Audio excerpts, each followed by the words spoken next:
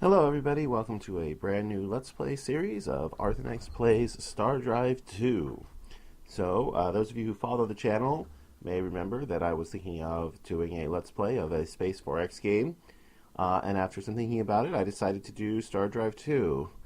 Why Stardrive 2 as opposed to the other prominent Space 4X game that was recently released? A couple of reasons. First of all, I like Stardrive 2 because it has, number one, it has tactical space combat, which the other game does not. Both games allow you to customize and design your ships. However, Stardrive 2 has a much more robust engine for doing that as opposed to the other game. And what's the fun of custom designing your ships if you don't get to fly them around in tactical space combat?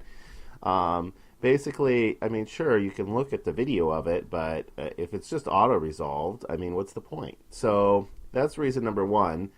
Reason number two is I played the previous iteration of the other Space 4X game a lot, and while it was fun, from what I've seen from other Let's Play videos and from reading reviews, it doesn't look like there's a ton that's new.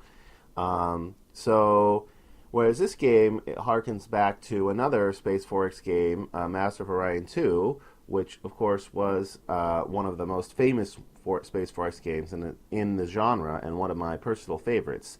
Now, admittedly, this game has some issues as well.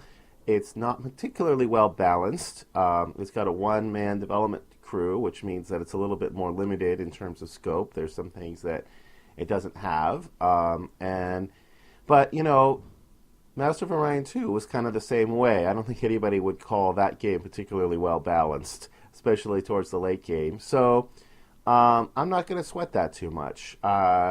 Anyway, I decided to do Stardrive 2. Finally, the final reason, of course, was that the other game would have cost me $50, and this one I got on a Steam sale for $15. So it was really an easy decision in the end. Anyway, now that I've spent a lot of time justifying my decision, which many of you probably don't even care about, let's go ahead and get into the game. This will not be the first time I played this game. I did mess around with it a fair amount. I think I played 2 or 3 fairly short practice games just to get the hang of what's going on. Also, a final caveat, I probably will not finish this game. I have a tendency to lose patience with these types of games once I get a huge empire and the micromanagement starts to get really bogged down. So it's unlikely I'll finish it, but you never know. So let's do a campaign. I'm going to choose humans. I'm going to customize them fairly substantially, but the reason why I'm going to play as the humans is mostly so that I won't meet them, because it's a little bit awkward. I feel like meeting the humans, maybe in the first game anyway. Plus, the other alien races have a little bit more personality. So we're going to customize the humans. I'm going to deselect all of their stuff to start with, and so I'm going to espionage, another thing that's not in the other game. And it's not particularly important in this game that so far as I've seen. So I'm just going to take the -2 picks for that. I'm also going to give up some ground hit points, and the reason why I'm going to do that is because I'm going to get some back by choosing high G Homeworld. Most of the best planets in the game are high G, so it's a huge bonus to be able to work on them without penalties. And then the best, in my opinion, the best single thing on this whole menu is Subterranean, which lets you get a whole bunch more people on your planets. This is one of the best picks in Master of Orion 2, and it's still one of the best picks in this game. So that leaves me with 5 picks remaining, and I'm going to spend most of those on Meticulous, plus 50% money. Money is can be kind of hard to get in this game. So, and then finally, I'm going to do Rich Homeworld for a slightly faster start. So this is going to be the race that I'm going to play with. We're going to be using the human model. We're going to be meticulous, so lots of money. Slightly weaker ground troops that's going to be partially made up for. We're going to wind up with a total of 45 hit point, or 35 hit points instead of 40, which will still be fine. but we'll have High G Homeworld to help us out. We're going to have clumsy spies. We're going to be able to fit a lot more people on our planets, and we're going to start with a rich homeworld. The one thing that I would like to get is spiritual for the extra approval, but I think we'll be able to manage without it. So let's hit continue. So here we have the humans.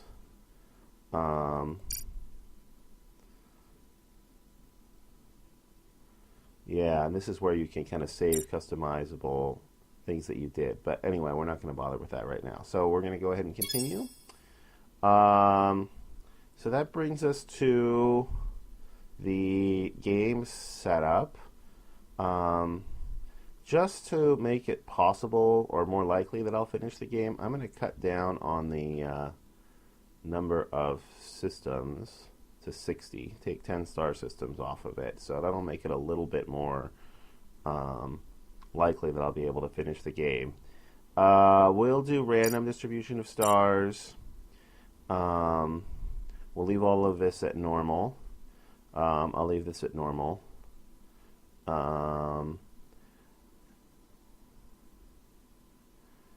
Yeah, so with 10 less stars, I mean, we are going to be a little bit closer to our enemies right at the start, so that might make things a little bit more interesting. So our opponents, I guess we could customize them. We're not going to do that.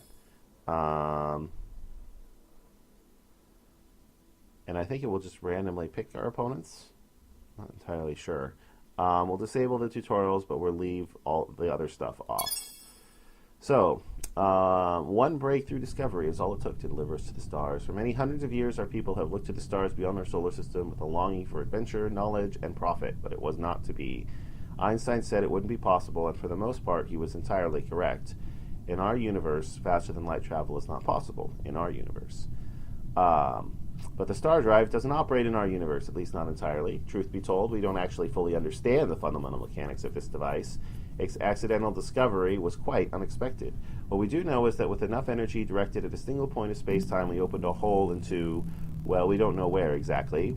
We're calling it subspace, and we have figured out how to wrap our ships in a bubble of it. Whenever we put in subspace, loses mass in this universe, and without mass, we can accelerate a ship to light speed and beyond. So Einstein remains correct, but only with only a partial answer. He nailed the rules for our real space, but has no idea that subspace even existed. Which is kind of interesting. If you talk to a physicist, Einstein has kind of been, in some ways, surpassed by quantum mechanics. But anyway, let's continue. This is not a physics Let's Play. Within a year of making the discovery, we were running FTL test runs into the outer system. The technology is actually very simple to operate, even though we don't really know why it operates. But it works, and now, a few years later, we are poised on the brink of a whole new era of humanity. Our planetary government stands united by a promise of the stars, and our first two true interstellar vessels stand by awaiting your commands. Alright, so let's take a look. Wow. We started with a Gaia planet in our solar system, and it's mono-seasonal? Wow, that's incredible. This planet is going to be a massive food-producing planet. Look at that, 4 food per farmer. That's insane. Earth only has 2 food per farmer, and this thing has 4. Yeah, that's ridiculous. I've actually, in the other games that I played, I've never actually seen a Gaia planet, and we have one in our starting solar system. We also have this planet, which is pretty worthless. Haunted, medium radiated, poor gravity, pretty worthless. So if we zoom out here, we can see that we have a ion storm here that has some creatures in it, which is going to be annoying for our freighters.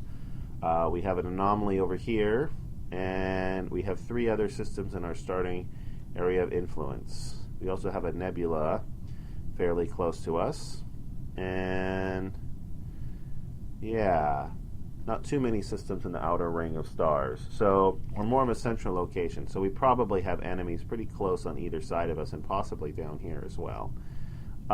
So here's Earth. We have You start with 4 Marines and 8 population. We are, let's see. So we need to get a freighter fleet out right away so that if we land, we can support food. We probably will not colonize the Gaia planet first. Like to get kind of a production planet going and then colonize the Gaia planet. We've got, looks like the Sol system with Earth and this Gaia planet is going to be a major food/science producer for our empire. So we'll start by producing a freighter fleet, and then after that we'll probably go ahead and produce a colony ship. It's currently set to take 7 turns to produce this freighter fleet. If I do that, it will take 4 turns. I think I'm going to go ahead and do that. So we won't be making any research right at the start, but as soon as we finish the first freighter fleet, we'll switch everything over to research. So the first thing we're going to research is the Automated Rover Bay for a +5 flat production on any planet that we're building on, and we'll probably build this on every single one of our planets. This is usually you don't build because the upkeep costs are so prohibitive. You don't build all of the upgrades on every one, but every planet needs at least a little bit of production, and this is nice in that it gives you production no matter what the quality of the world is. So we're going to start by researching that, even though we're actually not going to be researching it for a few turns. And that's going to do it for Earth. If you, for those of you who may not have played Space 4X games before, the basic, like this one, for example, the basic concept is that every one of these people, we can fit 18 of them on our planet, mainly because we're subterranean. We get, I think it's 6 extra people on a planet, on a medium-sized planet for being subterranean.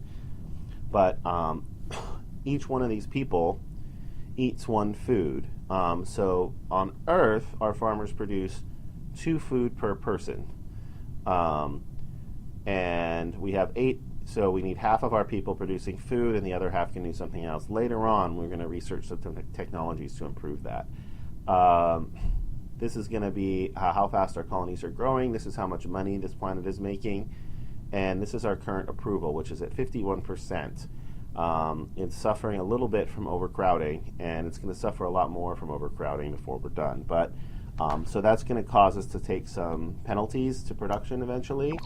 Down the road, we'll be able to research some buildings to offset that penalty.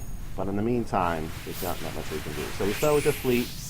We've got 2 ships in it, a colony ship and a scout ship. So I'm going to send my scout ship, let's see, I got 3 stars within my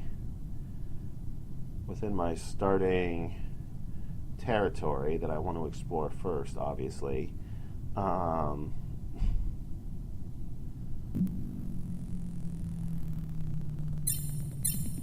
Let's go ahead and send the colony ship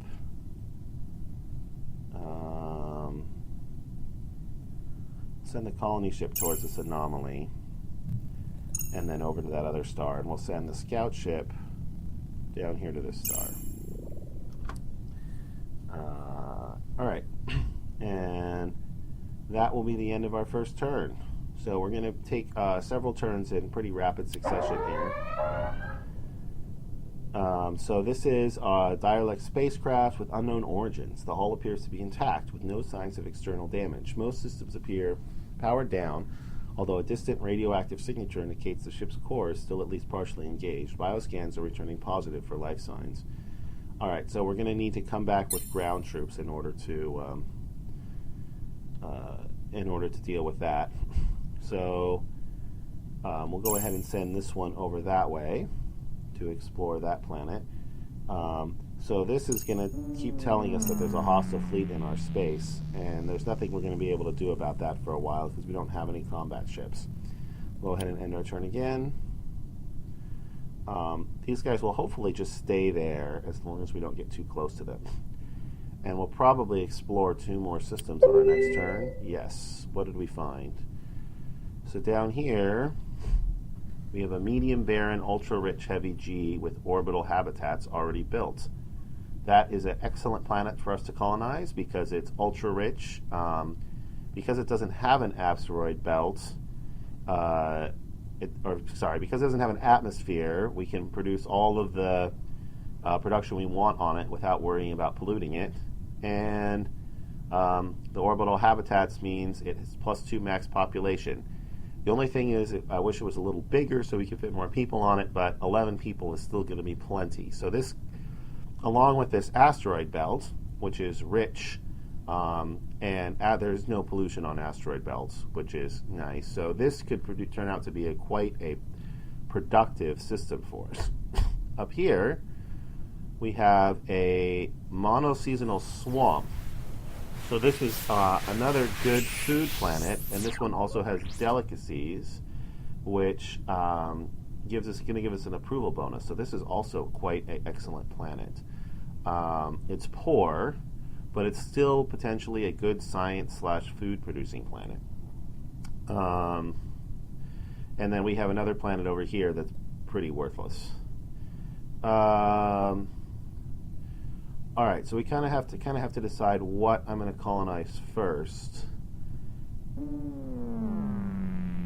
And I think I'd really like to get a production planet going first. So that means colonizing one of these two. I think I'm going to colonize this. So I will turn you to explore that, and I will send you down here to colonize Carax 1. So it's going to take you how long? 7 turns to get there. So that'll give us plenty of time. In fact, since I know how long it's going to take for my colony to actually get there, I can take almost all of these off. This is the Empire view, which allows us to control our planets without actually going to the planet view, and start producing science to research Automated Rover Bay.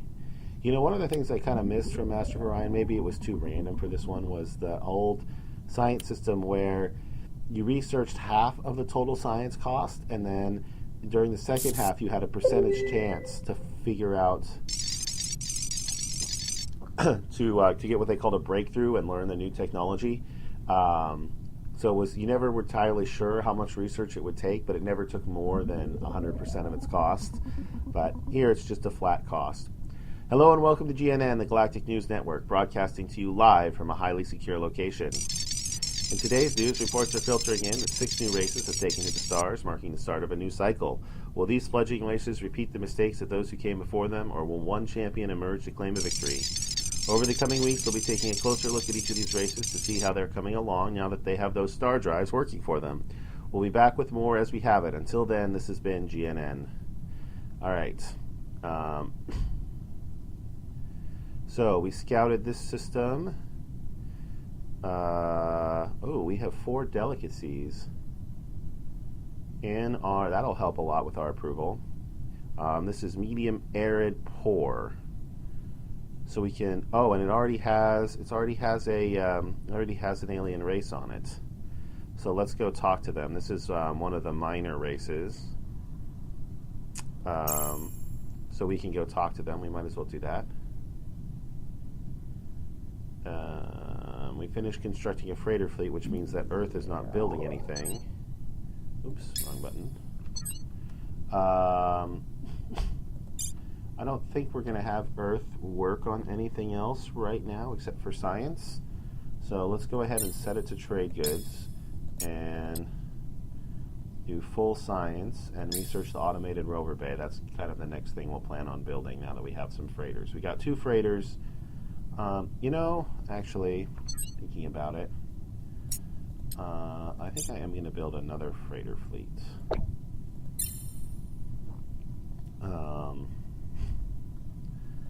So that's going to take us 10 more turns, all right, which is fine. And we will go ahead and we'll get the freighter fleet, the second freighter fleet in the Automated Rover Bay at about the same time. So can we talk to these guys yet? No, not yet. So yeah, let's talk with these guys. I found the Syrian Homeworld, weakling. Why did you not find it sooner? Are your sensors so inferior as to be unable to detect the transmissions of such a magnificent race as ours? Regardless, you are here now. Bask in our glory. Are you basking? Good. We no longer wish to travel among the stars. It is far too inconvenient for us. We prefer that the stars come to us. Now that you have finally arrived, perhaps you can be of service to us. Alright, so I can buy a rug. The Persians are a hardy race of feline-like people with strong penchant for hedonism. They seem to have a great number of androids doing their work for them, while they mostly lounge around. The most industrious of their race dedicate their efforts to the creation of intricate rugs woven with gold, silver, hardened latinum, and the fibers of a local plant called the nip. You could probably buy a very nice rug if you wanted one. Well, I don't have enough money to afford a rug, so...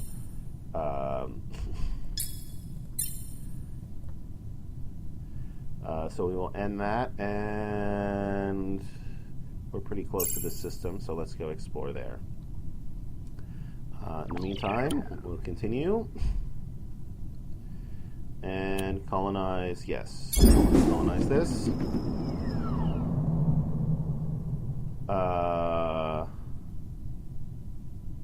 Ooh, that's not good. Okay, so we're going to have to go back to Earth and start making some more food. And the only thing we can really build here that's of any use at all is a starbase. So we will go ahead and do that. And then we'll go back to Earth because we don't want these guys to starve. We'll go ahead and produce some more food. We got 6 turns left and 11 on the Automated Rover Bay.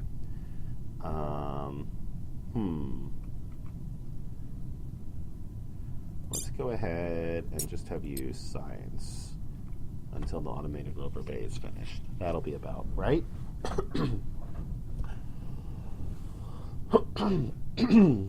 All right. So we obviously are not going to be able to explore that system. We probably can't escape from the remnants, but we might as well try. So let's turn around and run away. Well, maybe we can.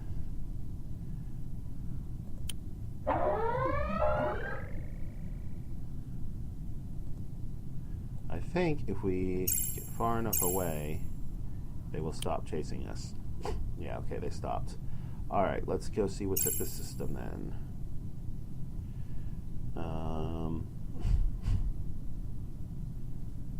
Still waiting for stuff to finish.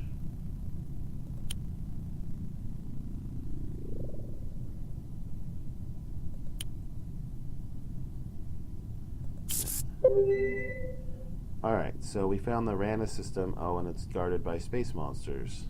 That's unfortunate. There's a desert with a protofill cache. That's poor. Not a lot of rich systems here. Alright, well, we will try and escape from these space monsters. Maybe we will, maybe we won't. How's our fuel doing on this ship? We still got lots of fuel. Okay. So we finished our freighter fleet, but we have not yet researched researched Automated Rover Bay. So I think what I'm going to do is I'm going to send this guy down here. Because that will dramatically increase the population growth on that planet. 1 people takes forever to get your second one, but once you have 2, it's a little bit faster. And it will also reduce some of the overcrowding on Earth, which is nice. So go ahead and produce trade goods for 1 more turn until the Automated Rover Bay research is finished.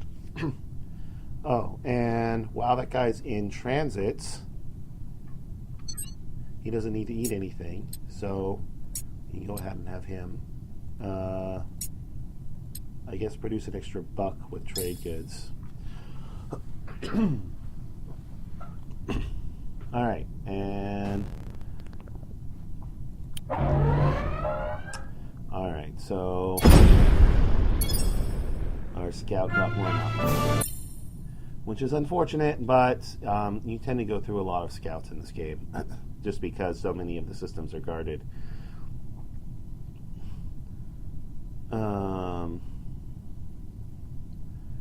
Okay, so we finished Automated Rover Bay. We're going to go ahead and get started, I think, on soil enrichment. Yeah. I'm going to go ahead and get started on soil enrichment. That'll be worth a lot more food to us even than aeroponic farms eventually. And aeroponic farms are very maintenance intensive, whereas soil enrichment is free.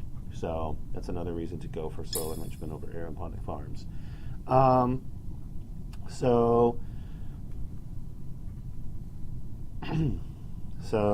We got to get our colonies building them. So go ahead and build me an automated rover bay, and we're going to put all of our people to work on doing that. And you also build me an automated rover bay before you do anything else, which means we're not actually researching soil enrichment, but that's okay. We have one extra food that's going to get used up because Earth grew, but when my other population gets to that planet in 3 more turns, that will start being eaten, so that's fine. So end turn, end our turn. Okay, population got there. We're back to 0 food. If I look at my colonies, we got 5 turns and 6 turns. So we're basically just going to wait for those to finish. Actually, we could buy this and save ourselves 4 turns. And since this is 4 early game turns, and this is going to dramatically increase our production on Earth, I think I am going to do that. So we're going to buy this. Actually, I guess it'll save us 3 turns, but that's okay. So we're going to save 3 turns in the early game, buy that. And then we're going to start working probably on a freighter fleet. Still not ready to do a colony ship yet because I'm going to have those guys start working on soil enrichment. So now that we've got the automated rover bay, Earth is going to produce a freighter fleet despite not having any people working on it, which is the whole idea of the automated rover bay.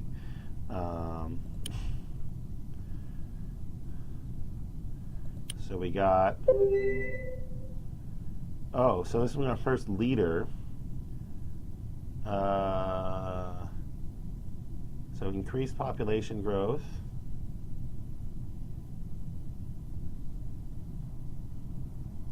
Oh, interesting. Bloodthirsty.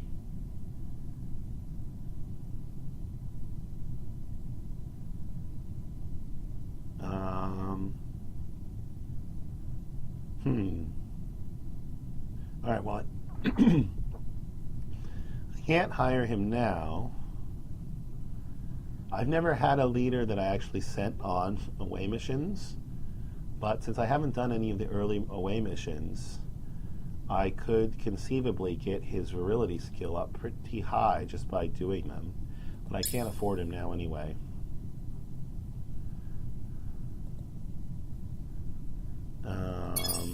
But I might go ahead and buy him just to try him out. 1 BC a turn is pretty minimal, and I can get his virility skill up pretty high.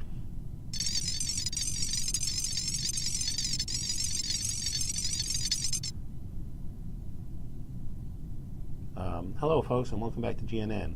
Today marks the beginning of a new segment we're calling Racial Profiling. We'll be doing incredibly superficial looks at just who these newcomers are in our galaxy. To start us off, we'll be taking our first look at the Opterus hive. These sentient cybernetic organisms are sure to be a strong contender in this cycle, having evolved well beyond any sort of emotion or morality that might keep its expansionism in check. We've reached out to the hive to ask what its goals are in this cycle. Inquiry received. Output. Opterus Protocol 00000000000. Survive.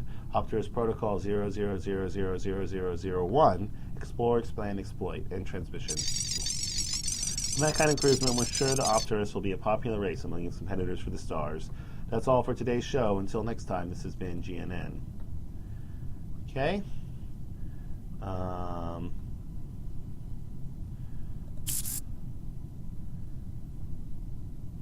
Alright, so our other settlement produced an automated rover bay and is now working on a starbase.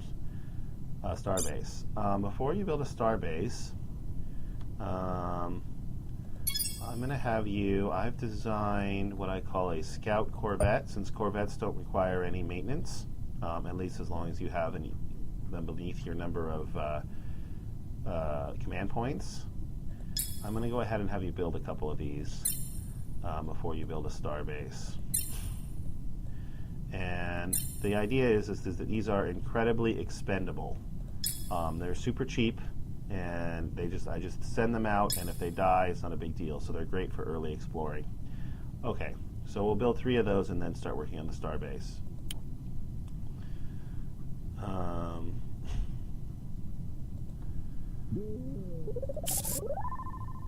Alright, so we finished our first one. Let's send it down here. Finished our second one. I just want that. Send it over there. Finished our third one. Let's send it up there, and then we'll send it over there. I don't want to go too close to this fleet. And we scouted this system. Ooh, another ultra-rich planet and ultra-rich asteroid belt. This could also be an excellent production system. That's good. We'll send you over here next.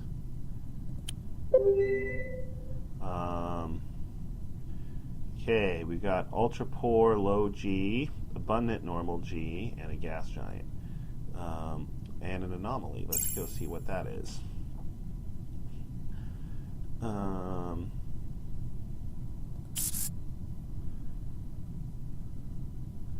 Red crystals. Uh-oh. Wow. This looks like the red crystal, possibly Homeworld. We will try and run away, but we probably will not make it. Well, maybe we will. Mysterious asteroid.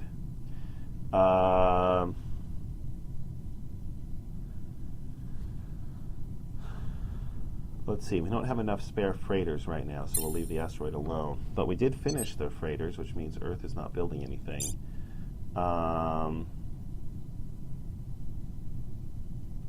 Just go ahead and keep working on freighter fleets.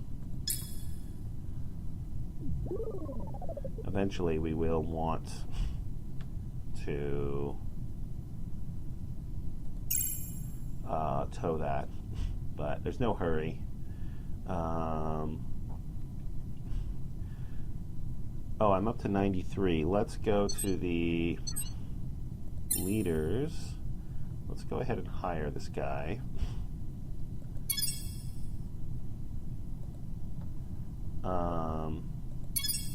Now we're going to go to Earth.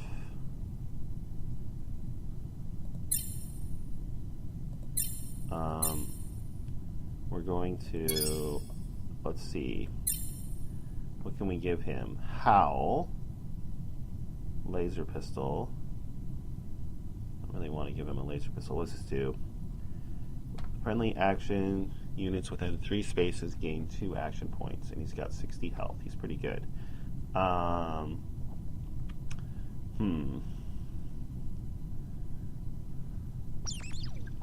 Since we're going, since I know from experience we're going to be facing a lot of chemical damage, we're going to go ahead and give him a hazmat suit, and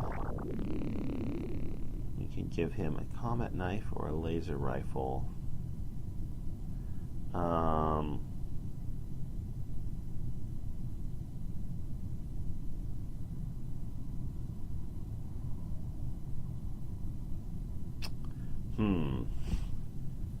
Do we want him to be up close and personal?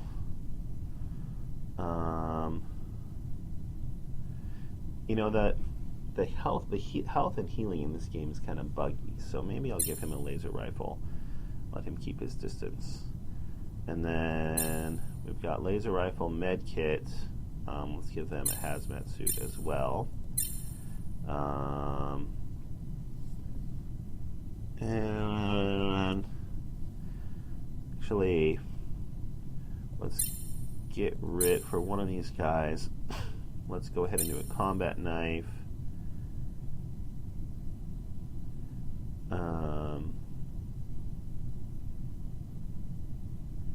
And charge. So this will be a melee.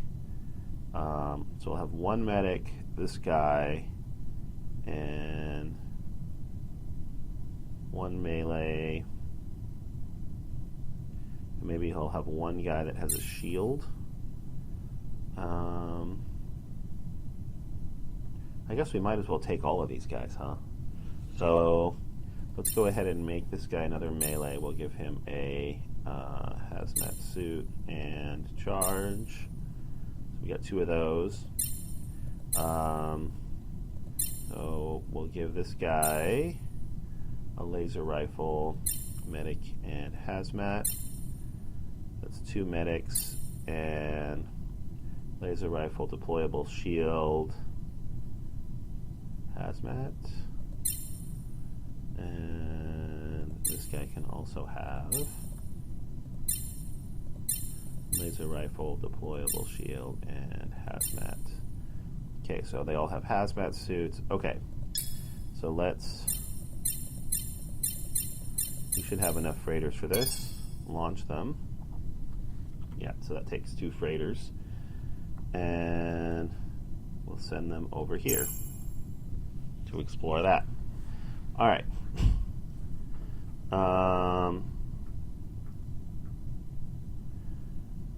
And you go back to our Empire screen. You're now working on a starbase, which is fine. And we got 4 turns left of soil enrichment. We met the polyps. What did they research? Plasma cannons. I don't really care about plasma cannons. Oh, and I don't have any, they also must have researched the same thing that I researched. Okay, where are they? They are over here. Okay, well, I'm glad we colonized in this direction first then, I guess. Let's send you down here then, so we're not invading their territory.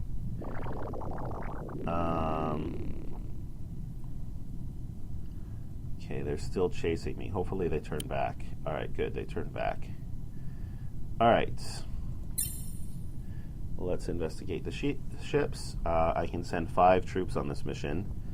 So, definitely want to send him.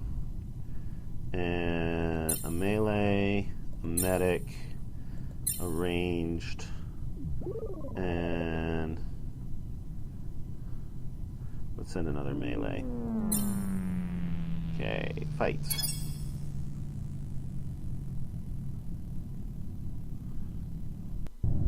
I probably should have just realized that since he heals when he kills something, I probably should have made him a melee. Oh well, I can do that later. We're getting some hot readings from the reactor, which is all the way aft. We should make a sweep of the ship and head towards engineering to investigate. Alright, so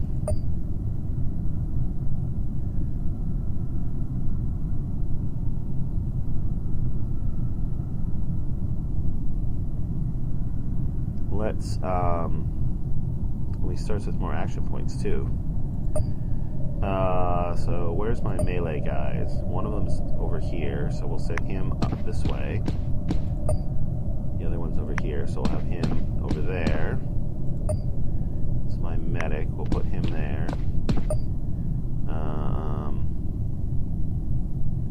And maybe we'll put him here for now. Put him there. And save some extra points. Okay, so we'll send you there, send you to there. I don't think you can reach me next turn, so I'll save the action point. You go there, you go there, you go there, and end turn. Yeah, okay, so now we can start shooting.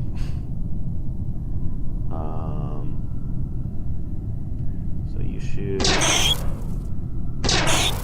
that guy twice. You can just, if I have you charged, then when these guys move up to attack you, then you'll attack. So you shoot first. That way you can get the kill.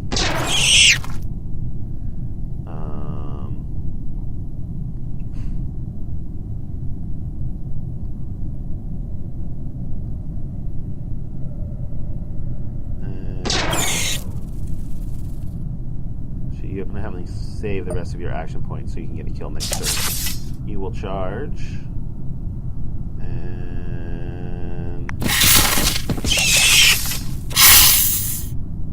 so the hazmat suit saved us some damage there. So you're still charging. So let's go ahead and move you up here. Oh no, I guess you're not charging. That's too bad. Alright, so you shoot this guy. And then you can attack him twice, which kills him. Yeah, you attack this guy. You shoot him. Oh, too close. Can you attack this guy? No.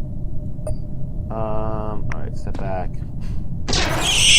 Shoot that guy. Get another kill for you. You move up to here. Attack this guy. You shoot him. Another kill for you.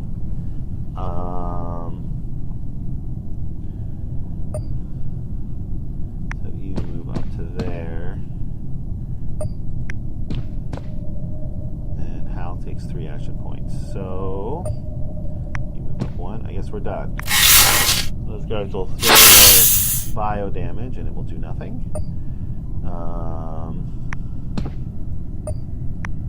We'll go up to there, still out of range.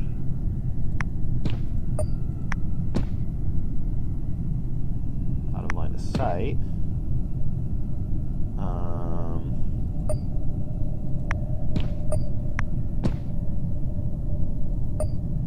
So you move all the way up to here. Now, I can't kill that guy this turn anyway, so we'll have... Which did not restore his own action points, which is kind of unfortunate, but you can shoot and you can charge and you can charge and then move up and you alright.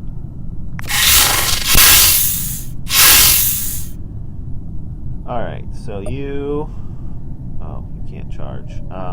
But you can move up and attack. And then you should be able to kill.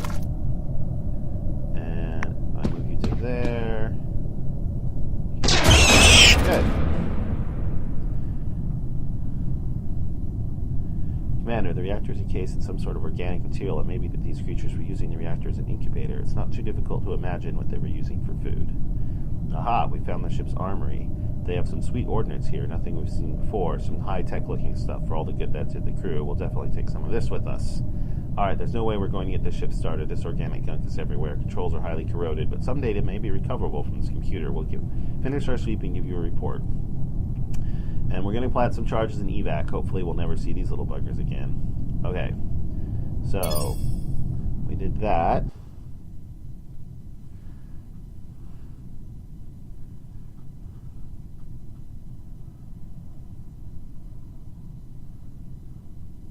Clear now that the derelict vessel we encountered had succumbed to the alien creatures found inside, you think? Our away team's analysis of the ship's computer core revealed that the technology on the ship is remarkably similar to our own. The Stardrive design is almost exactly the same, both in form and in function. An engineer from our own shipyards would be hard-pressed to tell the difference if it weren't for its being marked in an alien language. The similarity of design has given our linguists an excellent point of reference that has helped them quickly decode the aliens' language in computer banks. Most of the data has been corrupted, but the navigational computer was able to provide a cargo manifest and course. The ship was tasked with carrying a cargo of what translates to leathery eggs from a planetoid in a nearby system to a rendezvous point in our home system. Clearly, these mysteries require further investigation. We've added the coordinates of the vessel's origin to your map should you wish to pursue this mystery. Finally, the weapons recovered from the armory are indeed an improvement on our existing technologies. Fusing carbines are now available to equip to our troops. Alright. So if I click on here, if I go look at him, is his virility stat improved?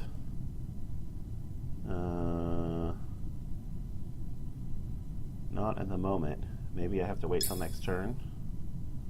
Or maybe it's just bugged, which would be sad.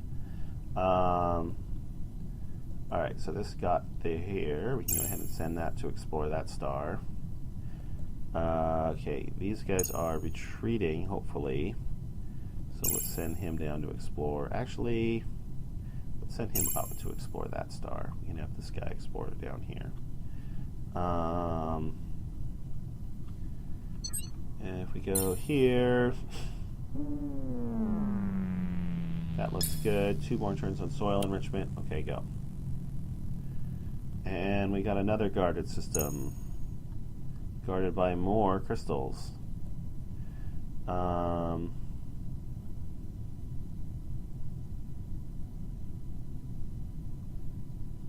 Let's see. It should have put an anomaly.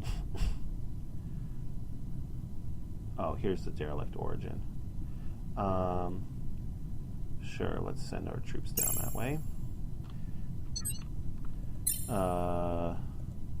His virility is still at 5%.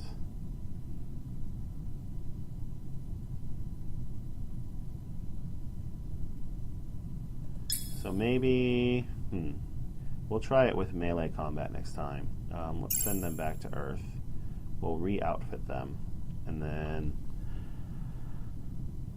we'll try and see if his virility increases if he kills people in melee combat instead. So you're almost certainly just going to die. I'll send you up this way just to try and save you, but you're probably going to die. So both of these 2 stars are both guarded. Okay. Alright, so we finished soil enrichment. We'll go ahead and grab...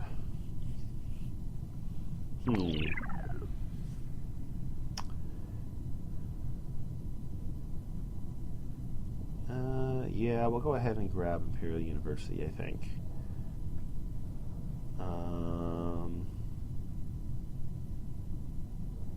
Yeah, go ahead and grab Imperial University. And we'll go to our Empire and build a soil enrichment on Earth, which will free up a bunch of our citizens to do more useful things than farm. Although that will take quite a while to build.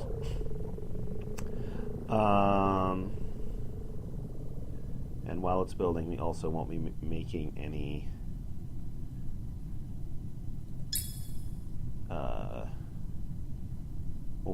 science, which is kind of unfortunate. But in the long run, it'll be worth it. All right, and this is where I'm going to end my first episode. So, since this is the first episode of a new series, if you enjoyed it, please consider liking the video. And, of course, subscribe to my channel to check out all the other awesome stuff I'm doing.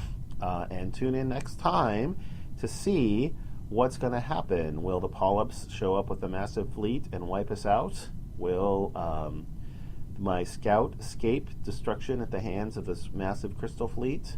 Tune in next time to see. And until then, have a terrific day.